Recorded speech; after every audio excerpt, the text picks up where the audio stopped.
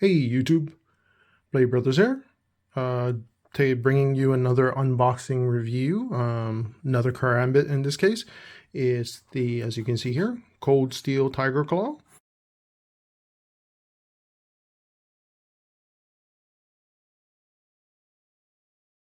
I've been meaning to get this, my hands on one for a while.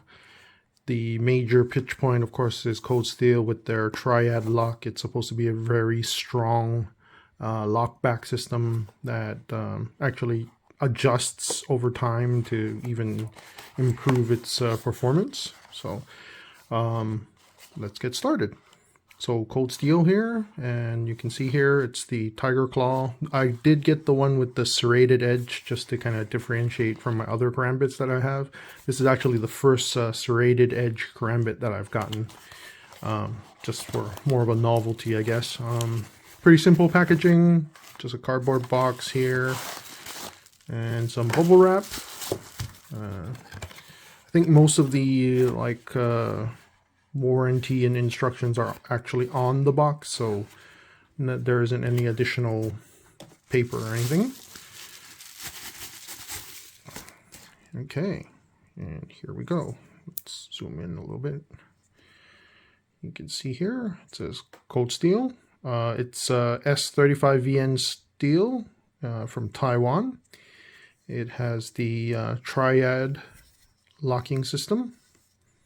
It also has this opening sort of tab that can be used for your thumb, as you can see. Very solid lock. I think they did like some demonstrations. If you actually look up a video for it, they like applied weight onto the tip, you know, and it actually held. And this design, you can see there's still a little bit of notch, so it actually works. If you put actually in your pocket and snag it on the hem, it will work sort of like a Emerson wave type of mechanism. Okay, so as I mentioned, S35VN steel. It's sort of a satin finish. It's got a little bit of oil on it, it feels like.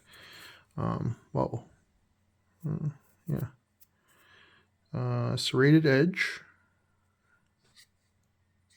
quite sharp it appears. Let me see if I can get my hands on something to do some test cutting. Just a sheet of paper here. It's kind of hard to do test cutting with a serrated edge because it's, well, ripped through. The tip is definitely sharp, so how it easily just ripped through that paper. And definitely in terms of tearing capability, the serrations will definitely make a difference there. Retention ring is common with most karambits. It's a little bit on the thinner side, considering the actual thickness of the handle scales here is relatively thin compared to, say, a different karambit. Actually, do I have another karambit I can use as a basis of comparison? Oh, okay, here. I've done a review on this before. This is the Spartan Blades Shoto. It's not an actual traditional karambit design because it has a sort of a tanto blade, but it is based off of a karambit design, and you can sort of use it as a basis of comparison. So this one's a liner lock though, really nice thick liners.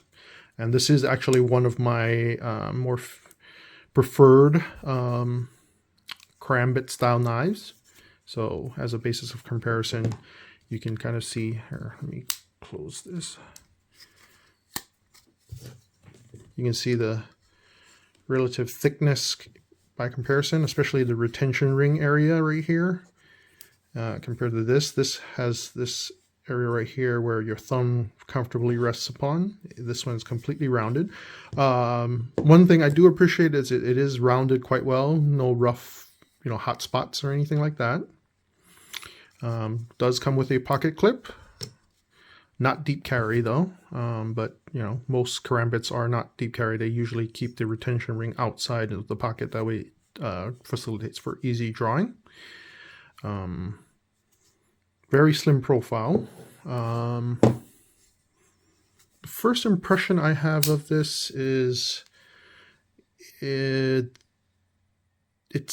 the handle's long, very large compared to, say, the handle of the Shoto. If I put it up, you can see this part extends way out. So while the Shoto feels very natural in my hand, let me see if I can zoom out and make it easier here. Okay, so it feels very natural in my hand when I'm holding it and maneuvering it. So it's very agile in my opinion. And then I really appreciate just the thicker grip. So it facilitates for it kind of contours with my hand and really feels good when I'm actually moving with it.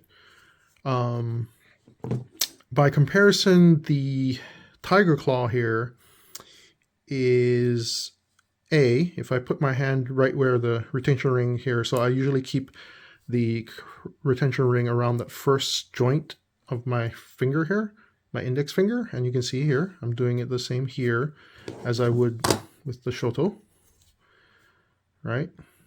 So I keep it around that first joint.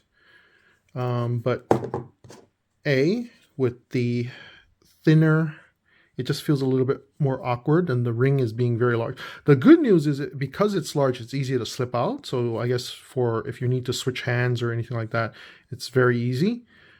But it doesn't feel very contoured to the hand with the thinner grip and everything. So and then on top of that, you can see there's like about almost 3 inches or more here, from here to where the blade starts. Might be a matter of preference. I mean, it can be used for like if you're using like locks and whatnot. So you can use motions where you actually lock your opponent's wrists, when you're actually kind of interacting with them and then maneuver. So there's more room here for that motion, which is nice, but it does feel a little bit awkward in the hand. I think while it is a karambit, I think the design is more, even with the finger sort of groove here, I think they intended it to be more of a traditional knife kind of grip, especially with the thumb. It feels very natural when I'm holding it like this. Okay, so not what I would prefer if I was to use it as a traditional karambit in like a reverse grip. The blade is nice and wide, one of the wider ones that I've seen for a karambit. So, and quite thick, as you can see here. So very sturdy. And the serrated edge definitely will rip and tear through whatever you slice through. Overall, it's like 9 inches in length. So it is one of the larger karambits that I've acquired. Blade length is 3.5 inches, so not significantly bigger than, say, the Emerson Super Karambit that I have. But it is a thicker blade. The thinness is nice in the sense that for concealment, but not as contoured in the hand as I would prefer.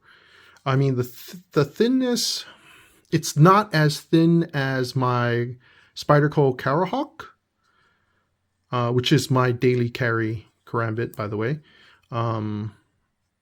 So it's there's some pros and cons to it, I guess.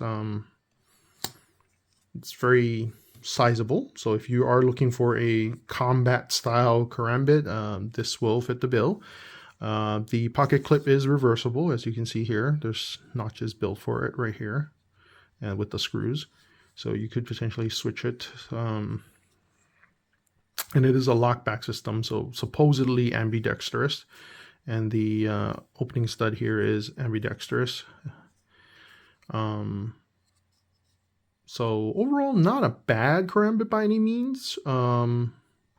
Just not my preferred style. I prefer something that the handle grip is more exactly fitting my hand. See, this, there isn't that much distance, maybe about a ½ inch to an inch between the end of my hand here with the blade. And I can still do the locks on wrists that I mentioned, but I get adequate, I get more control if I'm actually up close like this, rather than having something that's all the way here, because then it's hard to actually pivot and then try to do a counter move. I mean, the reality of you fighting with a karambit isn't that high. I fully understand that. I acknowledge that. And with proper training, you could probably get used to using a karambit of this size and this design. Just not a high priority for me compared to, like, since I've already had other karambit knives. And this one, just to kind of give a contrast, I can still hold in a normal traditional grip. And you can see here, the finger groove here actually contours. I have some jimping here, right here. So actually, it works just as well in a front sort of forward grip. And because this is a Tonto blade design, so easier for stabbing motions and whatnot, slicing and stabbing motions. Granted, the blade length is smaller, but arguably also easier to conceal, because this goes into your pocket and this much sticks out. This goes into your pocket up to this much, and then this much sticks out. So thickness wise, of course, this would be a little bit of a challenge, but not that bad. I've carried this before, actually, so not bad at all. This would contour better if you have tighter fitting pants, but still, you have to have relatively deeper pocket. Okay. So, overall, not a bad knife. I would consider it, I would use it more, in my opinion, as a knife, like forward grip, you know, opening boxes, or even in defense situations, more of a kind of a normal knife design. But in this case, you can't really stab.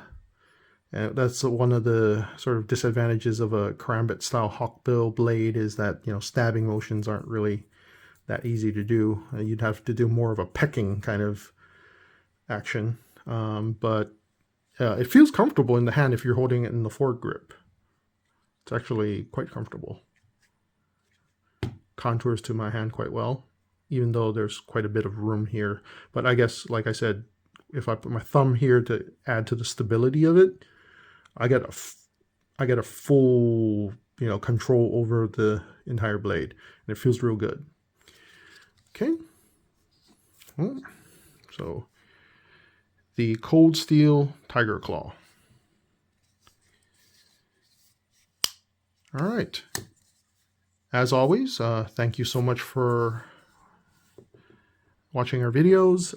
Please give us a like if you appreciate what we do here, and definitely subscribe. Feel free to leave us your comments, and as always, we really appreciate all the support.